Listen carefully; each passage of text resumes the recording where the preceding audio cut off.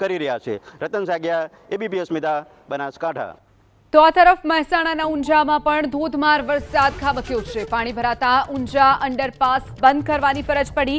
પહેલા જ વરસાદમાં અંડરપાસમાં પાણી ભરાતા વાહન ચાલકો અટવાયા। ઊંઝા નગરપાલિકાની ટીમ જે પાણીના નિકાલની કામગીરી છે તે અત્યારે શરૂ કરી દીધી છે। તો જે દ્રશ્યો આપ જોઈ રહ્યા છો, નગરપાલિકાની ટીમે હવે કામગીરી શરૂ તો કરી છે, પરંતુ બીજી તરફ અંડરપાસ જે બંધ કરવાની ફરજ પડી છે તેના કારણે જે સ્થાનિકો છે દિવાલ કૂદી અને જવા માટે મજબૂર બન્યા છે। મહેસાણાના કડીમાં વરસાદથી પાણી ભરાઈ જવાની સમસ્યા। રેલવે અંડરપાસમાં પાણી ભરાતા વાહન ચાલકો અટવાયા। પાણી ભરાતા રેલવે અંડરપાસ બંધ કરવાની ફરજ પડી। કડી થોર તરફ જવાના રસ્તા પરના રેલવે અંડરપાસમાં પાણી ભરાઈ જવાની સમસ્યા સામે આવી છે।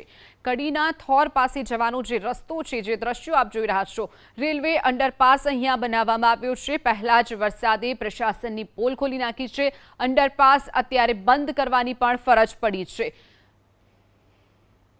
તો જે દ્રશ્યો આપ જોઈ રહ્યા છો, અલગ અલગ જિલ્લાના આ દ્રશ્યો છે। મોડી રાત્રેથી જે વરસાદ શરૂ થયો છે, બનાસકાંઠાનું પાલનપુર, મહેસાણાના ઊંઝામાં પણ અંડરપાસ બંધ કરવાની ફરજ પડી। ઠેર ઠેર ઘૂંટણસમા પાણી ભરાઈ જવાની સમસ્યા સામે આવી છે। ઊંઝા, કડી અને તમામ જગ્યા પર જે ગરનાળા આવેલા છે ત્યાં ઠેર ઠેર પાણી ભરાઈ જવાની સમસ્યા સામે આવી છે। પાટણમાં પણ જે ગરનાળું આવેલું છે તેમાં પાણી ભરાઈ જવાના કારણે અંડરપાસ બંધ કરવાની ફરજ પડી છે।